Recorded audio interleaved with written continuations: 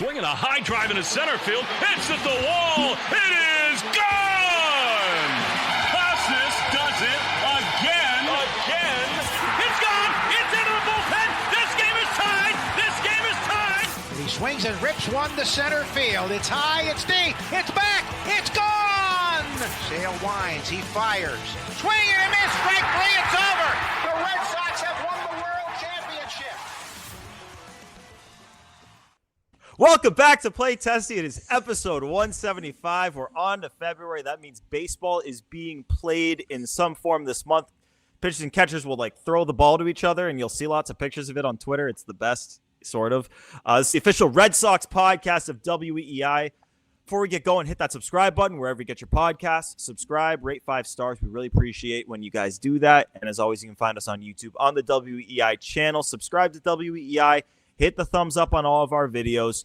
Find us on the socials at PlayTessie on both Twitter and Instagram. So I'm here with Sammy, and I'm here with Pat. We got the normal crew here, and our last podcast had quite the interesting response, to say the least. We had Joe, our producer, Joe Braverman. He submitted a Who Says No on the last podcast, and yeah, the responses were they were harsh.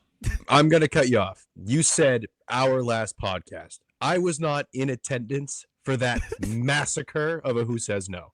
Let's put that out there now. Do not say ours. You say me, Sammy, and Joe. Your names are on that, so shut up with the us and ours. All right. Joe, come in here. Joe Brave. Here he is. Hi, guys. Oh, the man, God. the myth, the Look how legend. guilty he looks. We love Joe. Okay, Joe, I want to give you the chance here.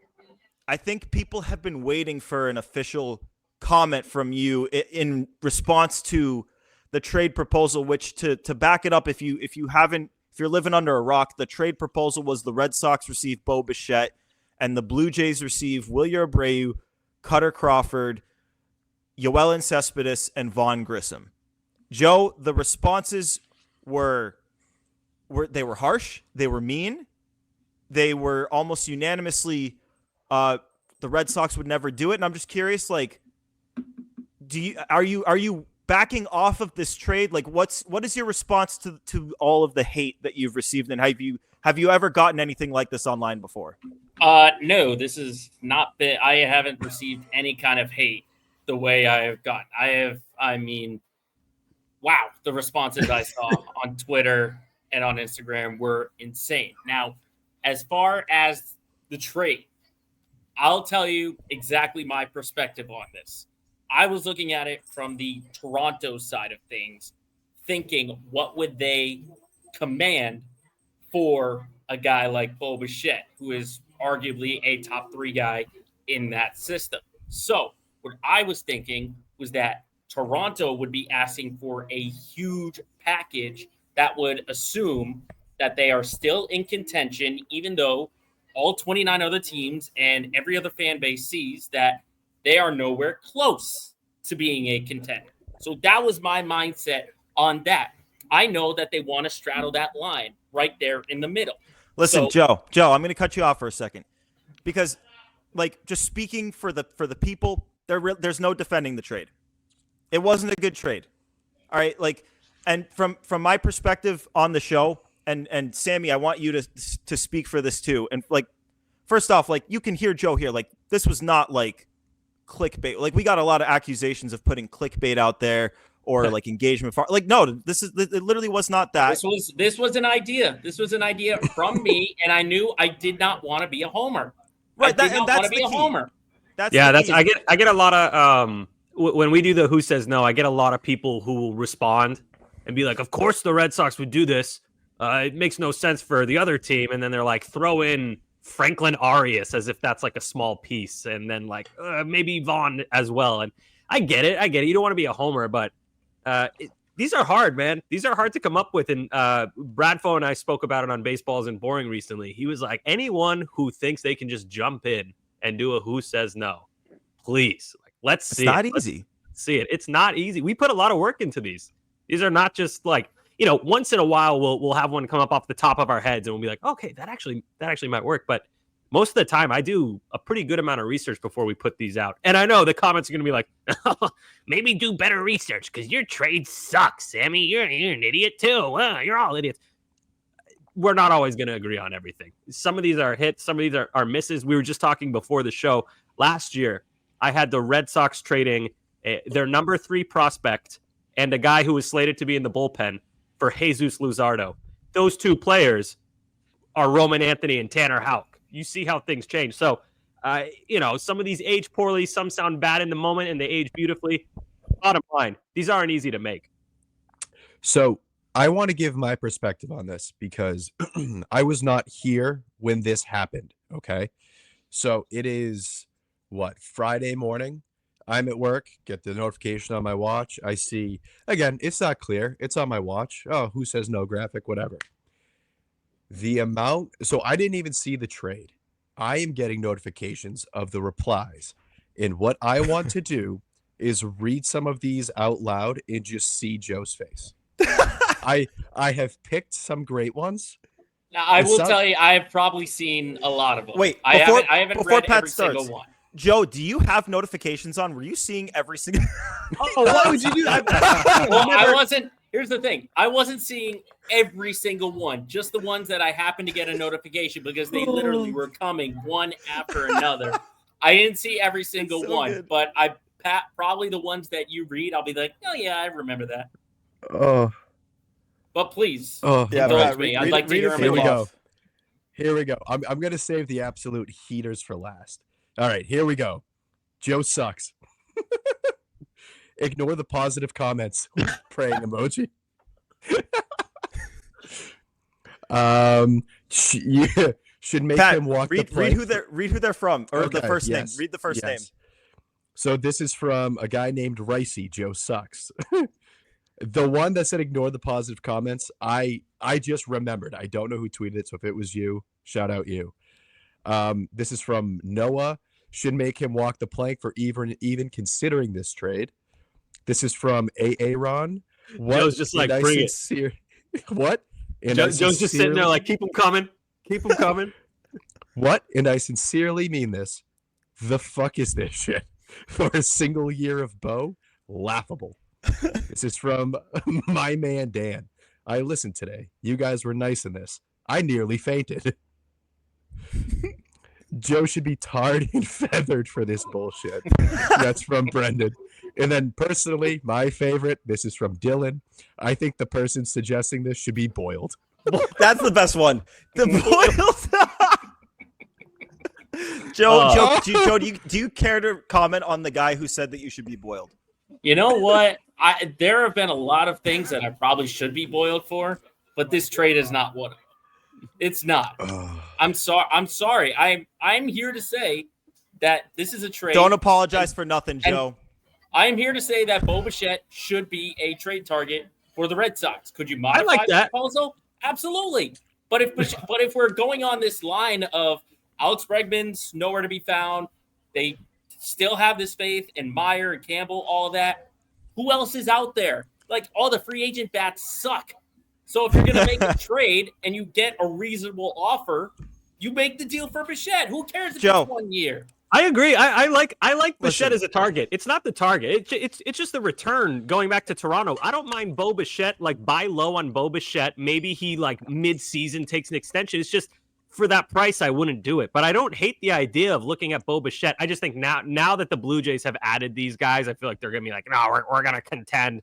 And I think they'll be okay in 2025. But come on. I want to go back here because one of the tweets, I think it was from Dan, said something about like you guys were nice on the pod. And Sammy, I'm curious because like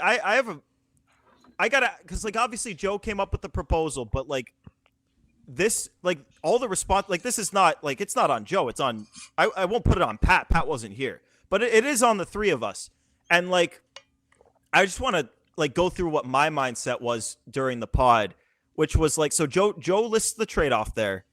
And he finishes like listing all the players, and in my head I say, okay, like I don't want to like crushed. Like Joe, this is Joe's first trade proposal of the winter. Like I think you made one at the deadline. Yeah. So Taylor first Rogers. trade. Yeah. Yeah, hey, So- good one too. Yeah. First trade proposal. Yeah, I made a proposal like that, and no one yelled at me. You're batting 500, dude. You're an all-star. 500. Listen. Basically, what I'm trying to get at here is Joe has had a trade proposal for a while, and it's not easy. Like Sammy said it at the beginning, he talked about it with Bravo. It is not easy to come up with these things. And my mindset was, I don't want to act like I would make the trade if I'm the Red Sox, but I don't want to be a dick. Like there's a way to say that you wouldn't do it without being a dick. But to be honest with you, Joe, I think like maybe Sammy and I did you a disservice here, because like what we probably should have done is either A, like heard the trade offer and said, this is way too much, like maybe something like this. And we could have reworked it and then posted a trade graphic of a trade that made a little bit more sense.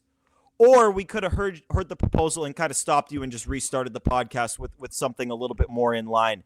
But like in the moment, it's like, you hear the proposal and you just kind of roll with the podcast, because that's the podcast that you're having. Like it's like there's never been a scenario before where like we've workshopped trades mid podcast. I've had one of my trades workshopped mid podcast. I think it was earlier this offseason. But yeah, we post the trade graphic, and after a while of the responses, Joe sends a text into the group chat, and he asks, like, literally honestly, like he wants our honest opinions, like, does the trade actually suck as much as these people are saying it sucks? and I Joe, I shot it straight with you, man. I said, Yeah, I appreciate your honesty, Gordo. Yeah. That's what people love about you. I didn't Honestly. But I should have told you that on the like. I think I said I wouldn't trade Willier for any rental in baseball on the podcast. But I literally should have just said that, like, I don't think I would trade, because like what I texted Joe, I texted the group chat is that I wouldn't have traded any of the 4 guys that Joe proposed. Would you consider Vaughn Grissom for a Yes. rental Bo Bichette? I would Yes. think about it. Yeah. I would think Yes. about that. That was the only one, though. That was the only one. But like this, like it could have been handled Oh, on the podcast, also- and I feel like we did him a disservice by not doing it. Sammy, do you agree with that? Do you think we did Joe Yeah. a disservice by not Yeah, by I think not we got it. being a little bit harsher? I think we definitely did. We could have been a little bit more firm and just jumped in. By the way, I'm pretty sure like a day after we recorded, Yoel and Cespedes was on like Baseball America's top 100. I remember being like, oh fuck. I was like, that's gonna make the trade look worse. It was literally like right after we recorded. But yes, I do think maybe we let Joe down a little bit here. And Joe's been obviously like the MVP with all the clips and everything Big and time. editing every episode. So our bad, Joe. We should have jumped in. Look, And this was me trying to help out the team. Pat was obviously out. You guys have been doing the work with the Who Says No. So this was me trying to come up with a good idea. Obviously, for some people, it was not a good idea. But for me, it was a good idea at the time. I have a take. I think we should blame Pat for not being there. I It's was literally mostly just his about fault. to say that. That's you a think good about way it- of thinking about it. If you think about it, it's more so Pat's fault than anything. So This all could have been avoided if Pat had just fucking showed up. it's Pat's fault. All right, It's we all agree. Pat's Pat, you fault. agree Pat, too? care to Glad we comment? got that conclusion. No. What I will say though is that for those out there who think that Joe should be boiled, should have to walk the plank, there is a sweet little kind of cherry on top in that when this social clip comes out of us talking about this and talking about all of the mean tweets, there are 4 of us here. Only one person here knows how to edit social clips, and it is Joe. So True. he will be making his own kind of roast social clip, which will be great because all of Joe's social clips are great. This is It's going to be true. so good for the Joe Braverman brand at the end of the day. Like this is going to be like just you not being all pouty and because like the trade I talked about, the one with Roman Anthony and Tanner Houck to Miami. I was such a like weenie about that for so long. I was like, well, whatever. How was I supposed to know? No. Nowadays, I'm like, all right, whatever. But yeah, you did a much better job handling this than I would have like a year or 2 ago. And for all that complain, I just have 2 things real quick. 3 things I should say. 1, I dare anyone else listening come up with a better proposal. 2, I am right now poolside in Miami, so life is good. No, And 3, Joe. And They three, hate the pool. People hated the poolside thing. You said Dude, that. one guy got people mad. hated that. I like the People poolside thing. I thought that was funny. I read that as like tongue in cheek, like Joe, like, you know what? I'm in Miami. See ya. One guy. There was some comment. Guy was like, apparently got he's mad. in my. There was a comment, and the guy was like, oh, he's in Miami apparently, and I'm like, should Joe not have gone to Miami because you didn't like his trade proposal? You fucking weirdo. The guy was all mad. He's like, oh, he's in Miami. Okay. Like, all right, dork. And then the third thing is this was not the worst trade of the week. I could have been the Mavericks GM and trade away Luka Doncic. So wow, yeah. that's a real trade. That was my question. Are you currently moonlighting as the GM of the Mavericks? Dude. No, I am not, because I actually would have not made the trade. Yeah, that's an insane trade. The other thing is, we got a reply this morning and to the Who Says No, and it said everybody except the Dallas Mavericks. Can I read two more tweets that I found that I thought were really funny? Please do. Yeah. One of them responded, so Joe is never coming back, right? That's from Costas Defender. Oh no. Joe's doing another Who Says No at some point. We're yeah, a trade deadline that's the return. question. Yeah. Joe. This is not the last you'll hear of me. So Joe is on trial right now, and we need to submit a verdict at some point. Are we suspending his microphone? Are we suspending Who Says No proposals? Listen, I Like- barely get on the episode anyway. That's not a suspension. What kind of verdict can you give me that I don't already have? How long until Joe is allowed to submit a who? Well, first of all, Joe, will you take on the challenge in the future of a Who Says No? Yes, I will. How long are we suspending him from Who Says No's? 4 months trade deadline. Trade deadline. Joe. Oh, the Who Says No Joe Braverman trade proposal at the deadline is going to hit like crack. Which actually brings me to my next tweet. This comes from Tim. Put down the poolside fentanyl, my man. I got one more tweet, and this might be the most damning of all. From Red Sox payroll, Twitter has a lot of trade proposals. I can safely say this is the single worst one I've ever seen. No, I've seen worse. I saw worse ones this winter actually for Vlad. I made a comment saying I would offer Wilyer Abreu maybe and like a low level prospect for Vlad. And obviously that sounds crazy, but then you think Willier's got 4 years, Vlad is on an expiring contract. Okay, it makes sense. And the prospect. The responses I got were like, Vlad is going to cost Casas, Meyer, and Wilyer, and then maybe prospects. Like, you're an idiot. I'm like, he's on an expiring deal. He's a free agent a year from now. What are we talking about? And the people were just like, yeah, but you trade for him as if you're going to extend him. I'm like, what? That's not how it works. You're paying extra because you're going to do something after? So, no, I don't think yours is the worst I've seen, because also those were not gigantic pieces you're talking about moving. The people commenting on the trade I was proposing were saying Meyer, Casas, and Abreu. Your biggest piece was probably Abreu. So, no, not the worst one I've seen. Red Sox payroll. Great account, by the way. I appreciate what they do. So our final verdict here. So Joe is suspended from Who Says No for 4 months. We'll give him. Do we want to suspend his microphone, or should we just like suspend his microphone for a day so it's like a joke suspension and he's not actually suspended? I just think it'd be funny. No, I think 4 months on the back burner, sitting in the corner facing the wall in the timeout, let him reflect on what he's done. Joe, your Who Says No proposal episode in July is going to be one of the most highly anticipated Play Tessie episodes of all time, and I cannot wait. But what I will say to you, Joe, you have been an absolute trooper. It takes a one-of-a-kind individual to take a situation like this and own it and laugh about it and take it on the Take it on the what? Take it on the chest? Take it on the chin. Take it on the chin. Good Take Lord. it on the chest. Jeez. Yeah, Take it on the everyone now chest. can pivot from me into Gordo's lack of self-awareness for pretty easy statements. Gordo, it's because when you punch someone, you aim for their chin. Yeah, no, you're right. Take it on the chin. What's going on the chest? Yeah, what would be going on the chest? I don't know, man. I'm not gonna say that. Not gonna do it. Well, I mean, you did say it. You said take it on the chest. Like, what are you talking about? Because if it's an insult or something like that, with Joe just he took it on the chin. But anyway, good job, Joe. I'm just saying Took it Joe's on a the trooper. chest. Took it on the chest like a man. He took it on the chest like a man does. I will take him on the chest for all you guys. Oh. I will. Oh. All right, Joe. Jesus. We're pivoting off. We're trying to get. See, this is what I'm doing. I'm trying to move the direction off of the most recent thing. My Who Says No got off the idea of Tyler O'Neill's hole. Oh, God. Good Lord. All I right. wasn't there for that one, so it's my fault that Tyler O'Neill's hole. Really, the one constant is me, so maybe I should just. Yeah. It's me. But Joe, props to you, Joe. Not everyone would be able to laugh about it like that. What did we get? How many comments on the original post? And I know It's got to be 200. It's more. Look, not everyone gets a hit at that first at bat. Okay, not That's everyone true. gets the hit. True.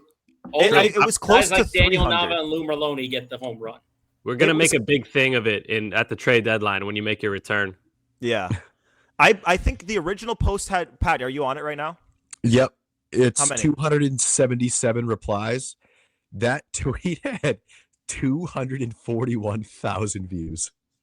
And not to mention there's some people that quote, I know Ed Hand quote tweeted it, and Ed Hand might be the biggest Joe Braverman fan on the planet, but even he kind of ripped you a new one in his quote tweet, and he got a bunch of comments in there too, and so he had 50 early on in there, so I don't know where it's at now, but you took it on. What I'm just trying to give you credit here. You took it on the chin, and not everyone would. There's a lot of people that And would the take chest. and the chest, but a lot of people would take it very personally, and I commend you for not doing that, because there's two ways to go about this, and you went about it the right way. So good job, Joe. Hey, I have seen much worse targeted at others. So, hey, like I said, you don't always get that first hit. So I took the effort. I made the proposal, and did everyone enjoy it? No, but I get the A for effort. At least I'm Hey, You good. get the A for effort. Content. We've turned it into a good thing. And if everyone hates this, like Gordo said, I'll just edit it for our social clip to make me look good. Good. That's how you do it, Joe. Joe Braverman, everybody.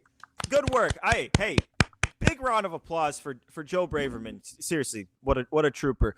The other thing that came out of this that I wanted to get into, though, I wanted to make sure that we got into this on the podcast, and I think it might have been in response to one of Joe's comments, or maybe it was just, I don't know. Someone, and it was, there's been a few people who've said this to me, to the podcast, and they say that we've been a little bit negative and whiny this offseason. Oh, there's so much to be excited about, though. It's true. No, okay, well, do you think it's justified? And whether or not you think it's justified, do you think we need to be a little bit more positive about where the team stands? Let me answer your question with a question. If you're in a lovely relationship for a long time, it's a great relationship. You're both very happy. But then your partner one night just starts punching you in the head. You're like, hey, don't do that. And you're like, oh, okay, sorry. And then every night they just punch you one time in the head, and you're like, can you stop punching me in the head? If your partner was like, hey, we used to have such a great relationship, you can't complain, what would you say? You'd say, please stop punching me in the head. That's what the Red Sox are doing to the fans. We used to have a great relationship with them, but now every night before we go to bed, they punch us directly in the head. But Sammy, I'm going to play devil's advocate here, because, and I'm going to do it with the caveat of, I don't think that I think we are justified in a lot of the whining and bitching that we've done, particularly about the right-handed bat, about Alex Bregman, etc. But that said, do you think the team is going to win more games than they did last year? Yeah, I think they'll be Yes. I think they might make the playoffs, 85 win team. But they again, got an ace, and Sammy, for you in particular, they got your white whale. Yep, they got my white whale. It's awesome. But the thing I want to see is I want to see the Red Sox win the World Series, and they're not really in a position to do that. They're in a position to maybe make the playoffs right now. They have glaring needs. They talked a big game, and they haven't come through. And this is burying the lead. They have sucked for 5 of the last 6 years. So, no, I don't think we're being too whiny. We don't want to go into the season again being like, maybe if everything breaks right, we could have another 2021 season. Maybe. That's not a good place to be. I want it to feel like 2019. That season didn't turn out great, but going into that season, we were like, this team, a bunch of killers. Everywhere on the field, we feel great about. We like the friggin' depth on pitching. We like the defense. We like the hitting. Everything was great. That's what we want. It doesn't need to be perfect. We just want to have a team that we feel great about, not one where we can quickly point to, oh, they lack right-handed bats that hit left-handed pitching. The catching situation is not great. The bullpen, it's okay, but it definitely took a step back. Like, who's the closer? There's so many things we can point to, and I don't think we should just ignore them because in 2018, they were really good. That makes no sense to me. And that was, the crux of the comment was like, what did they say? Like, we're like Rockies fans. Like, we sound like this is what Rockies fans should sound like. Like, Red Sox fans should be complaining like this. So to me, that means it used to be good, but now it's not. But you can't complain about the present because it's not good, because it was good in the past. It just makes no sense to think like that. It's like the relationship that used to be good, but now you get punched in the head every night before you go to bed and you have a headache and it sucks. And it's also like if the person in the relationship is making all these promises of like, hey, I'm going to like buy you flowers every single night and I'm going to take you on incredible vacations and we're going to have these expensive dinners and all this great stuff. And then like, yeah, like maybe they've delivered on like one of the things, but like they've continued to like also like break every other promise they make. Like I maintain that if they made more in check promises, then we're going to consider going over the luxury tax and win 95 games only to enter the season projected at, 84.5 wins. Like, yeah, people's response would be better, but this is all with the caveat of like, hey, we're at the start of February.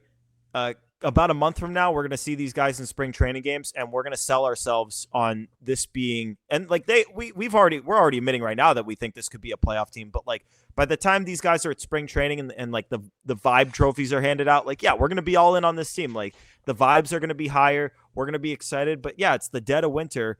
So like naturally, if the team is not fulfilling their promises, yeah, we're going to be negative when we see I'm not going to say open holes, but there's open holes on this team. Jesus. Pat, do you think that do you think we've been too negative on this show? No, I don't, because I think it's going to be one of two things, right? It's either you're negative, complaining, etc., or for the opposite, and we're just so damn grateful for everything that we have. We're kissing up to ownership, and it's like it's a two-sided coin. There's no real middle ground.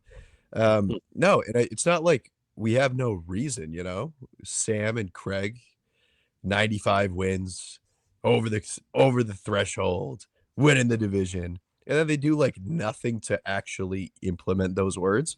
Yeah, we should be pissed. And if we weren't pissed, the other side of the crowd would say they're kissing up to ownership. They know these guys, so they're not harsh on them. Like, you know what I mean? There's no middle ground, and I think we're perfectly fine where we're at in terms of whining. And you know what? Like I said, come spring training, like if you want a more positive podcast, like we'll get there. Come April, like if this team starts winning games, like that's the thing. Like, don't you remember when the Red Sox won that series against the Royals right before the All-Star break last year? Sox were in the playoffs, and like we were thrilled. We were positive as hell. We never talked about full throttle. We got comments from people back then saying, slow down, like chill out, guys. You're like hyping up the team. I remember that, vividly remember that, being like, oh, it's the first time I'm happy about the Red Sox in like 2 years, and I have this guy, but then I laughed it off. But yeah, man, I think we're calling it how we see it. That's, I think, one of our best qualities is we don't change what we're gonna say because we think viewers might want to hear it. We are going to tell you how we actually feel about the Red Sox because that's why people are tuning in. It's just, I'm not here to lie to anyone and pretend that everything is great when I'm getting punched in the head every night before bed by the Boston Red Sox. By the way, last comment to that person who left that comment. Thank you for listening. And again, though, like it's not even just that person. Like I've heard this. I've gotten this tweeted at me several times. I think most of them are just like at me and like saying that I've been too negative, and I'll get people say that I'm too positive at times too. Like that's just kind of the way of the world of being a Red Sox online personality.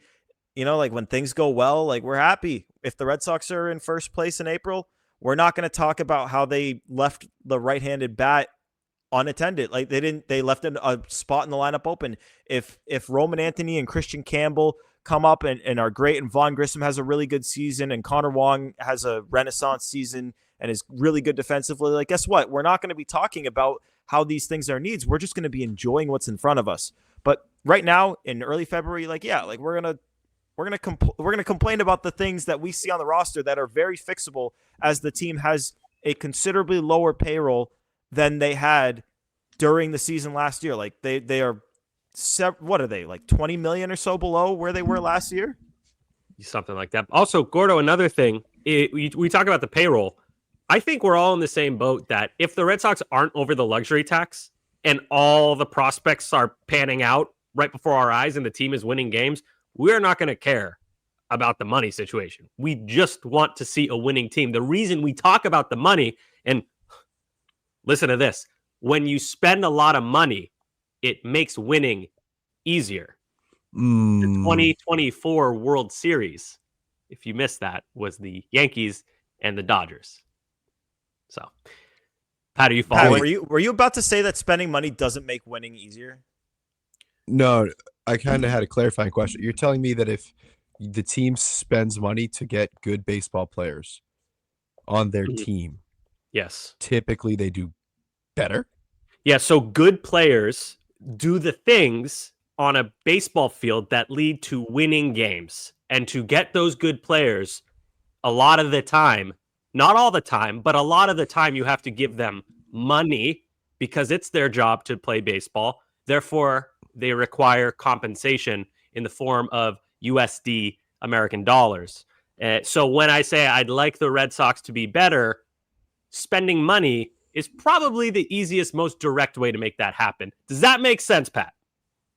Can I ask you guys a question here? Because this is another one that I've gotten, and I actually don't even quite know what the comment is. So like it's like more like a slew of comments all kind of implying the same thing. What is your guys' ceiling of, like, if Alex Bregman got that contract, you wouldn't be upset that the Red Sox didn't do it? Like, what's your ceiling for what you'd want the most expensive contract? Because, like, a lot of these shows, it's kind of us blindly calling for the Red Sox to sign Alex Bregman, where there's a good chance that he's asking for a figure that we actually wouldn't want the team to give him. Like, we're not just like blind sign Alex Bregman at all costs. Okay, I shouldn't speak for you guys, but me personally, I'm not a blind sign Alex Bregman at all costs guy. I don't think you guys are either. But there is a ceiling to this. Like, we think that he can be had for less than that ceiling, which is why I think we're all so adamant. But what is the ceiling? Just let's put it out there now, so that if he signs for less than that ceiling and we get upset about it, we can put the money where our mouth is and say, yeah, like, we would have done that deal. And if he signs for more than that ceiling and we say, yeah, God, I wouldn't have done that, then people can't accuse us of just coping because the Red Sox didn't get him. What is the ceiling? Yeah. Well, that's a tough question because, you need nuance for that. Like, there's a lot of options and stuff that could be in the contract, deferred money, but screw it. Just in a vacuum. Just give a vacuum. In a vacuum. If Alex Bregman signs elsewhere for 5 years, I don't really care what the money looks like. I'm going to be pretty annoyed because I feel like no matter what the money is, the Red Sox could have put together a competitive offer at that amount and had a good chance to get him. If he signs for 6 years, then I'm thinking about, like, okay, how much money is that? If it's 6 years at like $28 million a year, I won't be upset about the Red Sox not matching that. What does that? What does that get to total value? Hold on, I'll do the math for you. 178. It's 178. Yeah, that's a lot. At that point, I'm like, okay, I like that's the kind of contract where my reaction would be, yeah, 6 for 28, 168. If he signs elsewhere for that amount, I'll be a little annoyed, like, oh, God damn it. Like, you could have done that and it wouldn't have hurt you that badly, but I get it. If he signs for 7 years, I'm not interested. 7 years is so long. That is such a long contract. He would be 38 years old by the end of it. That I'd be like, all right, I get it. That would be like a Xander Bogaerts situation. Obviously without the nuance of, like, you could have locked them up earlier, blah, blah, blah. That would be understandable. And then anything beyond 7 years, like, you're insane to give 90% of players anything beyond that. So it's more so the years than the money that would bother me. I certainly agree with that. I think my borderline, because, like, there's like a gray area where it's like, okay, like, I'm like, I wish, I guess I wish that we paid it, but I'm not super upset that that money's not on the books. Like in the 160 to 180 range, that's kind of where that gray area is. Anything above 180, like peace, like enjoy your time, like enjoy the player, whoever gets them. Like over 180, I'm out. Anything between 160 and 180, it's like, okay, that's like a hefty price. I probably would have paid it. And like, I'm upset that he's not here, but it's like at the same time, it's not like he signed for chump change and the Red Sox didn't do it. Anything 5 years or anything under 160, that's something that the Red Sox should do. Pat, where's your borderline? I think I would have to go 6 years, 172, and that's with a caveat of it being either front loaded or having deferred money. That's kind of where I'm at. I think 172. I don't know what the breakdown on that is, but it's got to be like 28 and a half ish. And like I said, it has to be front loaded, so he's making the most money when he's still a good player. Or it would be deferred money, so he's not counting toward the luxury tax as much. Anything over that though, like that low 170, high 160, I wouldn't want him. Yeah. And by the way, like, I don't know where you guys stand on this. Like, I said it on the radio this weekend that I think my Alex Bregman odds are under 2%.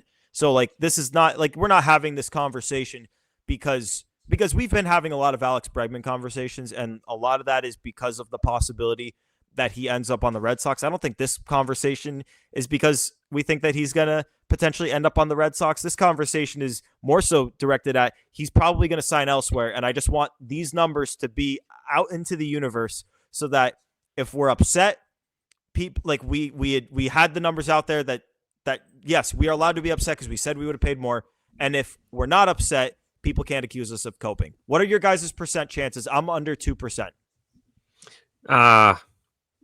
I'm at like 5, and I'm only at 5 because there's so few teams that seem to be in on Bregman. If there were more teams, I'd probably be at like 2 with you, but just the fact that it's Red Sox, Tigers, it seems to really not want to go to the Tigers. They're like, please, and he's not doing it. Astros, allegedly their offer's still out there. I don't know, Gordo, if there's been an update on that. It sounds like, I feel like nobody knows anything. I know Chandler Rome said it was out there, but then there are other people saying it's not. Regardless, Red Sox, Astros, Blue Jays, maybe. Mets, maybe. I don't know. Just doesn't feel like Cubs, there's that many teams. Tigers and Cubs. Cubs. Yeah, Cubs. Yeah, my point being. So Sammy's at 5. Sammy's at 5. I'm at 2. Pat, what are you at? I think he ends up back in Houston. Me too. And I think just in terms of what the offers probably are, I'd probably go Houston, Toronto, Detroit, and then Boston. Yeah, I'm probably about like 5%, and that might be generous. Yeah. So, like, again, we're not having the conversation because we think he's coming here. We're basically laying out our basis for the public because we've been taking our lumps, and I just want to make sure that when people try to give us our lumps later, we have the receipts. We can pull these receipts. Joe Braverman can pull these damn receipts. Question for you guys, though, on the Bregman front. Yep. If they don't get Bregman, but both Campbell and Roman break camp, how do you feel? I feel like they don't have enough depth. Like, I feel like they're very reliant on kids to do things they've never done. Like, if that's how they go, you're relying on 2 kids to perform at the big league level when they never have, and you're relying on Trevor Story to hit at the big league level as your power right-handed bat when he has not done that in years. You're relying on Tristan Casas to be healthy and to produce, which I think there's a good bet. But those are 4 uncertain things there that you kind of need to all go right, especially when you haven't done anything to like legitimately upgrade the defense, which again, like their infield defense was the worst in the game last year. Errors, I said the stat on the radio. They had the second most errors in baseball last year as a team. Obviously, most of those with the infield. They had the 3rd most strikeouts last year. They had the 2nd most blown saves last year. So their bullpen, their back of the bullpen has not gotten better. I think their bullpen depth, you could make the argument, has gotten better. But I think they add someone. But their defense hasn't gotten better. Their propensity to not strike out has only gotten better by subtraction of one of your best hitters. So it's like, yeah, maybe they might be better in that area, but like you now have significantly less home run power. So yeah, in short, the short is I think you'd be relying on a lot of uncertainties, things that haven't happened before, and it'd be just like years past where you need every single thing to go right, just like you've needed for each of the last 5 years where it only has worked one time in 2021. Gordo, I agree with everything you said. It would be just like years past, but what it would not be like is way back when they were actually winning with the World Series consistently. They never did this to their young guys. When Devers came up, he was hitting 6th and 7th. He was not middle of the order right off the rip.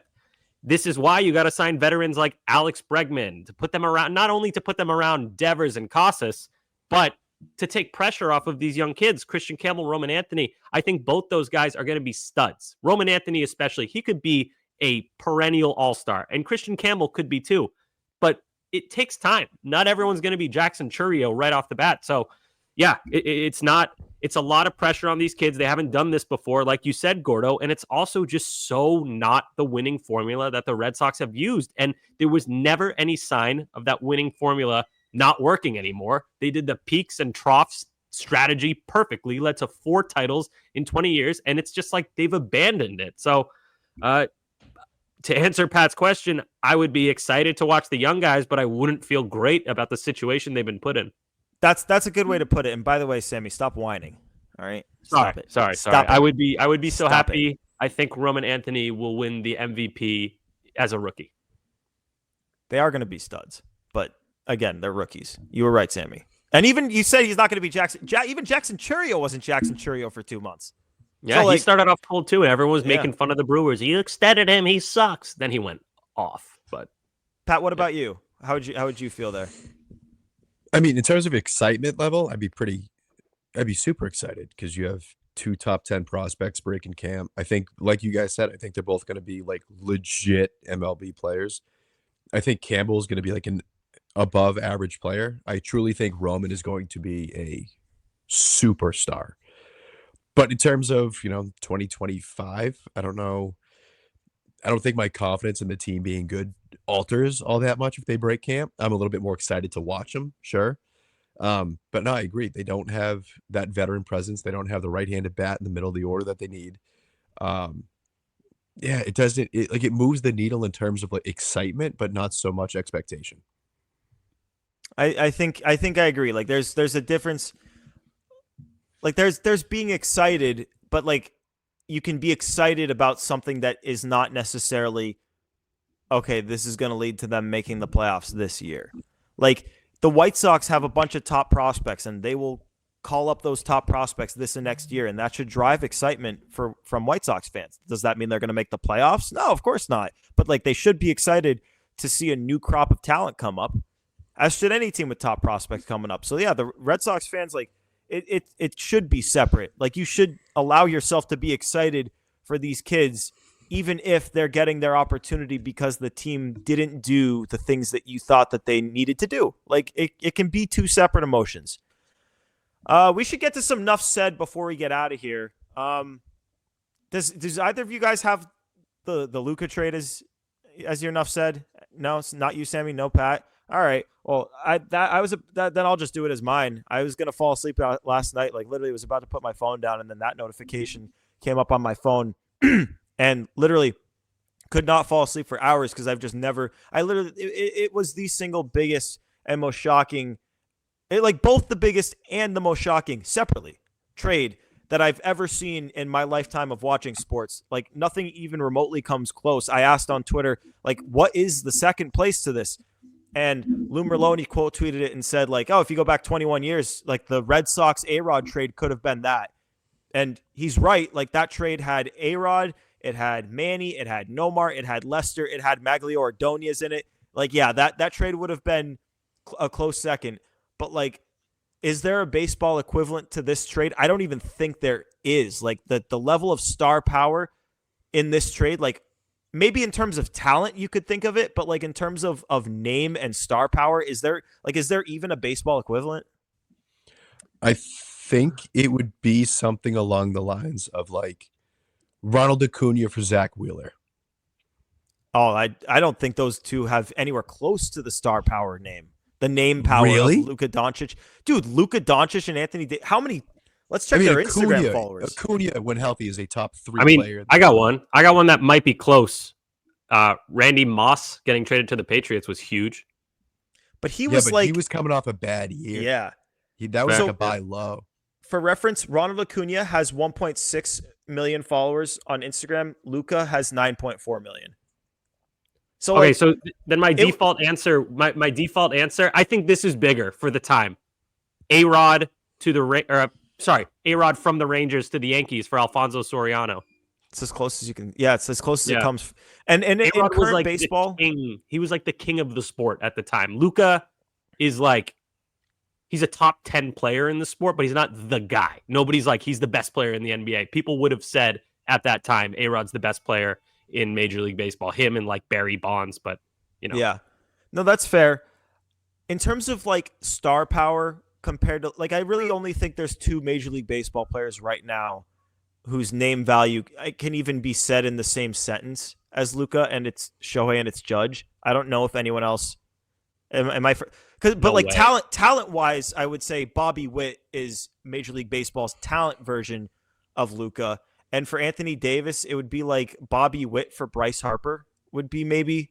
Yeah, my best star power wise. I was just gonna say star power wise, I might put Bryce Harper third, but I don't think. I think just who'd you say? Ohtani and who? Ohtani and Judge, I thought were the only 2 that have the name. Like, I don't know. Maybe like Trout and Harper could be up, but I don't know, man. It might be just Ohtani, man. I don't know. I don't know if Judge has the star power of Luka. It might be. I mean, might be. Well, let's see. Instagram followers. This is a good. Luka's at 9.5. Tell me what Judge is at. That's Judge. Hold on. Aaron Judge. Aaron Judge is at 1.9. Yeah. So Luka's got 5 times the followers. Shohei must have. I bet Shohei has more than Luka. Maybe not. I don't know. Shohei has. He's not about the same. About 9. 8.8. Okay, yeah. So it's close. So yeah, I mean, literally, like that. Basketball is huge. Yeah, basketball. All of Asia watches basketball. That is so many people. Like, and like probably less than half of Asia is into baseball, which is still a ton of people. That you see Shohei, but basketball is so far above baseball in terms of popularity. It's not even close. Yeah, and like these individuals have such insane star power just because like Luka's going to dominate the ball in every possession that he's in the game for. Shohei Ohtani hits one. Shohei's a bad example. Aaron Judge hits 1 out of every 9 times for one of the 2 teams. So it's like, and for the rest of the game, he's in the outfield, not on camera. So like it's understandable. And basketball is an incredibly marketable sport for that reason. The individuals get marketed and they get incredibly popular. But can I give you my prediction? Crazy trade. Yeah, I give my Lakers prediction. I think the Lakers are going to be on fire with Luka and LeBron, and then they're going to get to the playoffs and they're going to win a round, and then they're going to play a good team in the playoffs, and they're going to get destroyed because they're not going to have the defense. What if they trade LeBron? 40-year-old LeBron. Good luck.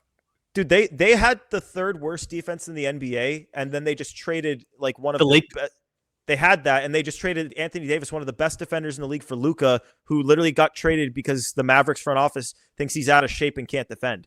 So the Lakers are going to make another trade then. They might trade LeBron. Like that might happen. That could happen. Man. He could go to the Warriors. Basketball's so wild with trades and shit, man. Celtics broke the Mavs. They ended them. They ended their window. Yeah, look at that. It's ridiculous that they thought they had to do this though. All of me was disappointed that it wasn't Kyrie Irving forcing this, because it would have just added so much fuel to my agenda of like, this guy's the worst human ever. But like, yeah, I hate all right, Kyrie. We need to get to your guys' enough said before we hit the time. So Sammy, you want to give me your enough said? Yeah, I had a really, really scary dream. I just want to talk about my scary dream. I'm not even kidding. It was probably the scariest dream I've ever had. I think I did a tweet about it. So this is the dream. I was in a dark room. Like I was just sentient in this dark, dimly lit room. And then across the room, probably the size of like a living room, there was this woman, and she had all black robes on and like pale white skin, and her eyes didn't have any pupils. And then she had like blood coming out of her mouth. And there was a voice, and it was like, "The nighttime lady." And then that was the whole dream. And I woke up, I was like, what was that? And now I think I'm haunted by a ghost, which is sick. I'm super excited about that. You know, you got a fucked up head sometimes. Yeah.